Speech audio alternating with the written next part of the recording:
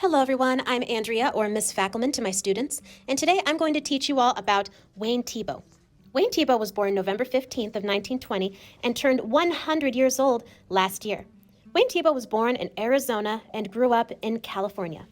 When he was a teenager, he apprenticed at Walt Disney Studios, drawing in-between scenes for cartoon characters like Goofy, Pinocchio, and Jiminy Cricket. Wayne Thiebaud would go on to study at Frank Wiggins Trade School in Los Angeles and would work as a cartoonist and designer in California and New York City. He also worked as an artist in 1st Motion Picture Unit of United States Army Air Forces. In 1949, he enrolled at San Jose State University before transferring to Sacramento State College, earning a bachelor's and master's by 1952. He would teach at Sacramento City College in 1960 and became assistant professor at the University of California. During this time, from 1956 to 1957, he took a one-year break from teaching to go to New York City and was later influenced by famous artists of the time.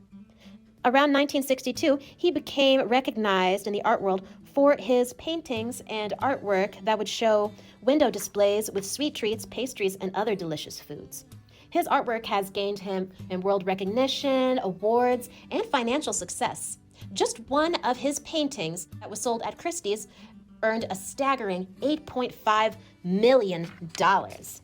Now let's take a look at some of Wayne Thiebaud's artwork. His choice of paint helps him capture the texture of sweet treats. Oil paint takes a long time to dry, but he used it to create really thick layers of what looks like icing dripping out of the canvas. He also makes his sweet treats look three-dimensional on a flat surface by using three-dimensional shapes like cylinders and cubes. He also adds shadows and highlights to create the impression of light shining on a solid object.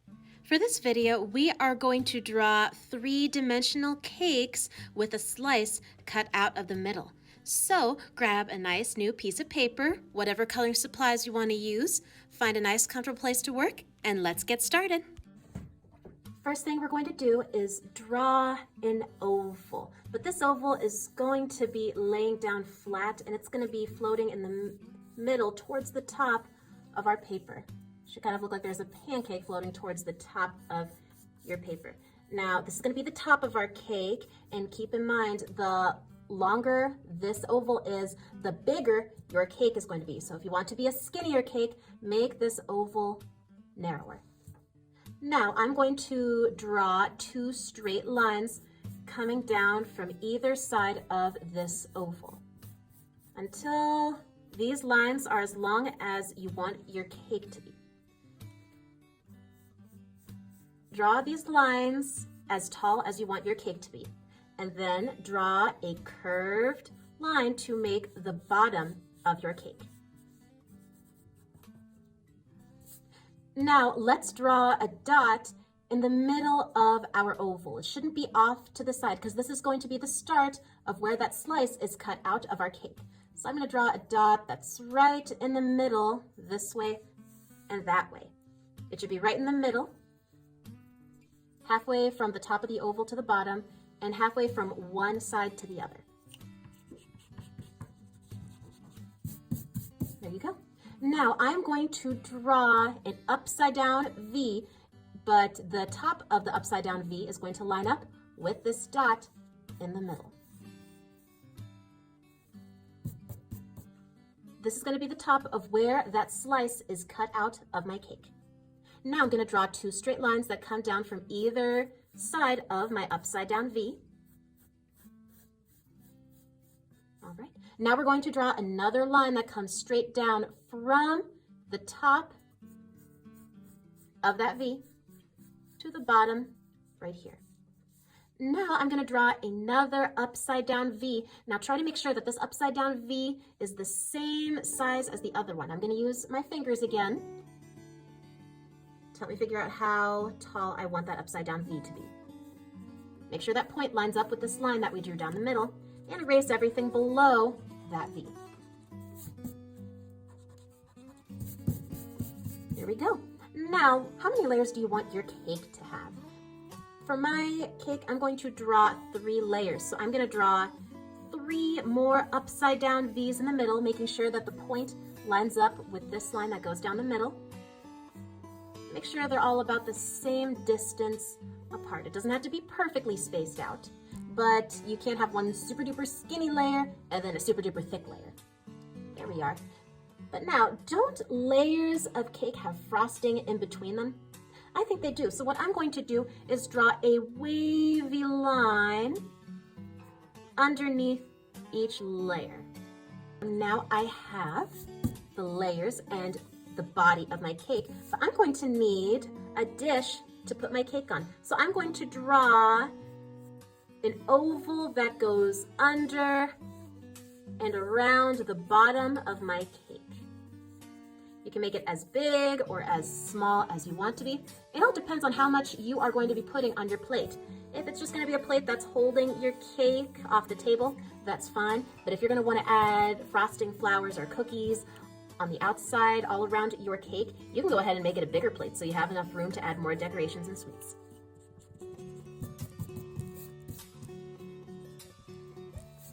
All right, now I am going to draw the foot of the plate.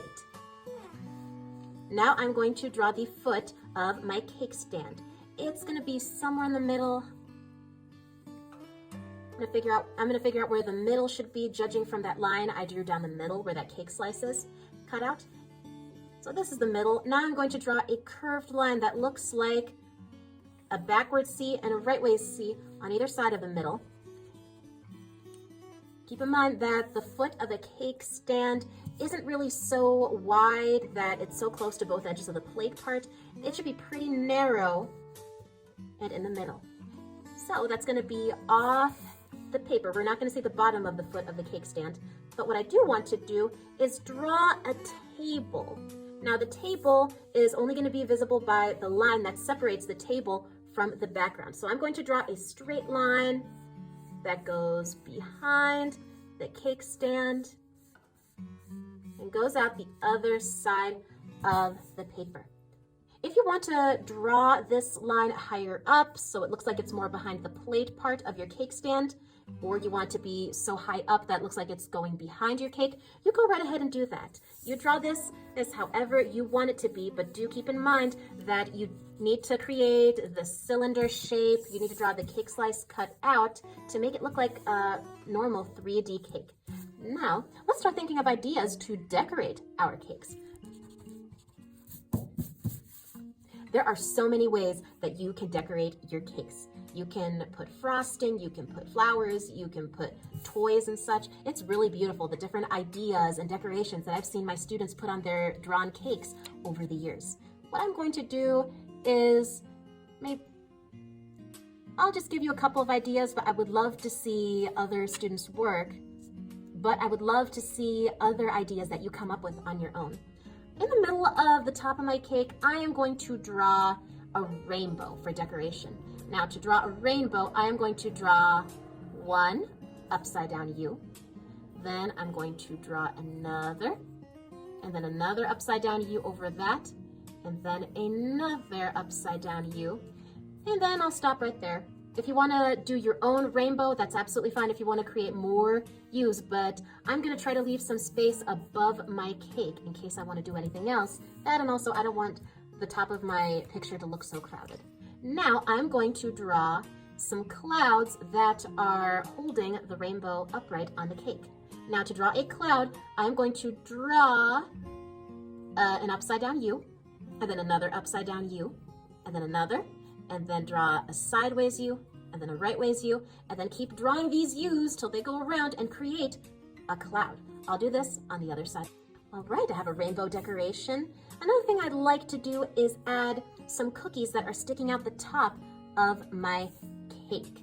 So I'm going to draw half of a circle, but the circle's not going to be perfectly smooth like an arch. It's going to look a little bumpy, kind of like the edge of a cookie would be bumpy. And then I'm going to draw a wavy line underneath to show where it's sticking out of the cake. I'm going to repeat that on the other side. Now I'm going to add some chocolate chips to my cookies. They don't have to be perfect circles. They can look a little lumpy because not all chocolate chips are perfectly round. There are lots of different things that you can do for the top of your cake. One style that's become really popular is showing frosting or fudge that is dripping down from the top of your cake. To do this, I'm going to draw wavy lines, but the wavy lines aren't going to be so even across. What's going to happen is I'm going to draw a line that comes down and then comes back up. But then before it touches the top of the cake, it's going to come down even farther than the first dip, and then come back up, and then come back down, and back up, and back down. See all those different see how all these drips in the fudge or the topping, they don't all look the same. Some of them are shorter than the others. There we are. Now I am going to add some little bundles of frosting that go around the bottom of my cake. To do this, I'm just going to draw half of a circle that's poking out from behind either side of the bottom of my cake. Now I'm going to draw another little circle here and there, and erase whatever lines are inside, and then draw another and another until it's all around the bottom of my cake.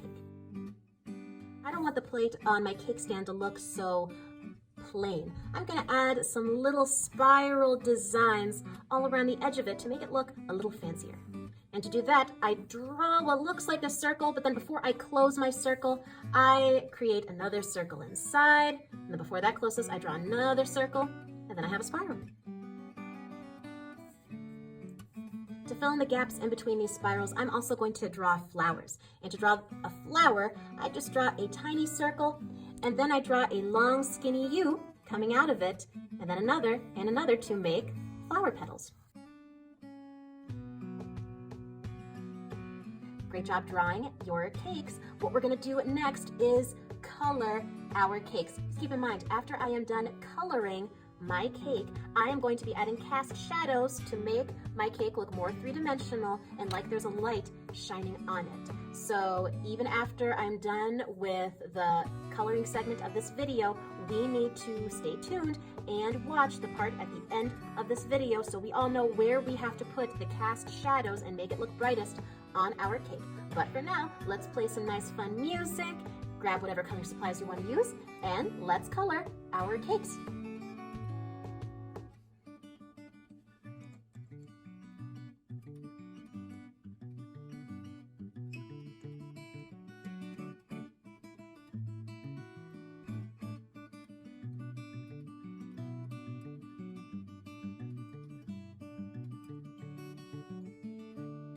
In case anybody wants to do that wood pattern on the table like I am doing right now, here is what I did. I drew a couple of ovals spread out. I'm gonna make one of them be an oval inside an oval. And what I'm gonna do, I'm gonna turn it on its side and I'm gonna draw lines that go across the table, but every time they come in the way of one of those ovals, they go around it rather than through it. There you go. You can draw some more ovals if you want to.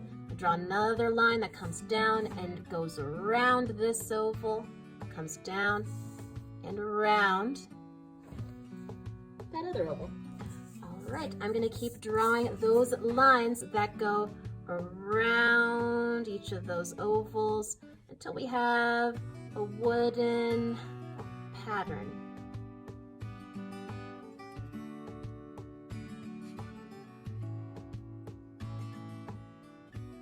Now to my students who are doing this for a grade, this is really important. We need to create a cast shadow. So let's say that you chose to have the light source, or where the light is coming from, over here in your picture. That means all the cast shadows need to be over on this side. I'm going to start with the cast shadow for this side of the cake.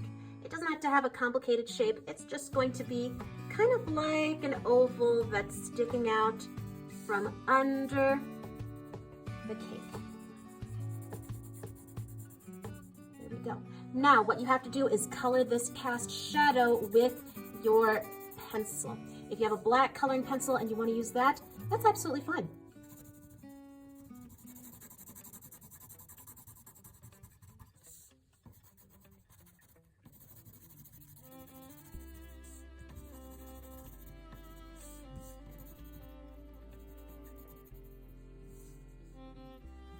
All right, there's this cast shadow, but we also need to have a cast shadow for the inside of the cake slice. What I'm going to do for this is draw a little line that comes from under this bottom right corner of where the cake slice is out, and make it go up kind of close to the middle make it go close up to the middle of the cake slice without actually touching it over here, and then stop. Oh, but then the next thing I'm going to do is draw a straight line that comes close to the middle of the cake slice without actually being directly in the middle, and then stop right here at the top. All right, what I'm going to do is color over this area with my pencil. You have to color over it a little harder, that's absolutely fine. I think that if you want to color over crayon, you have to use a crayon to color over it instead of a pencil. As you can see, I can still see a lot of the pink there. It's resisting the pencil. That's a great thing about crayon. It resists any other colors that try to go over it unless it's with crayon.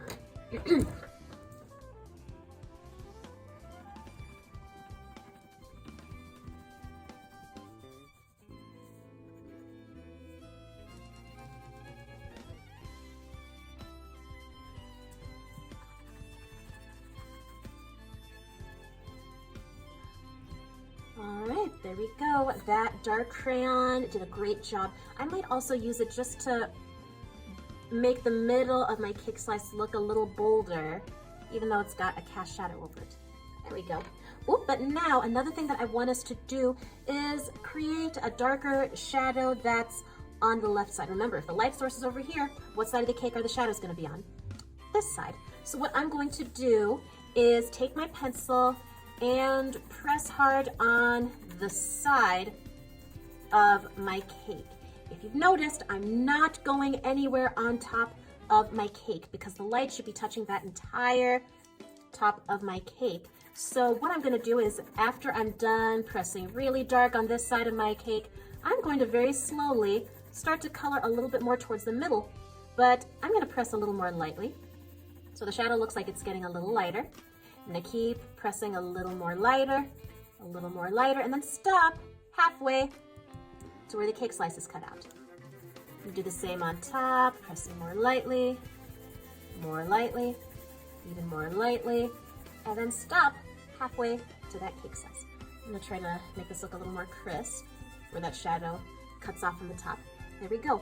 One thing that I just noticed, it's probably a good idea if I create a cast shadow for the cookies and the rainbow that are on top of my cake, because wouldn't there be a cast shadow for something else that's on top of the cake? I think so. So I'm going to make a lumpier oval shaped shadow right here, another one for this cookie, and then make a little one over here and over here for both clouds that are holding up my rainbow.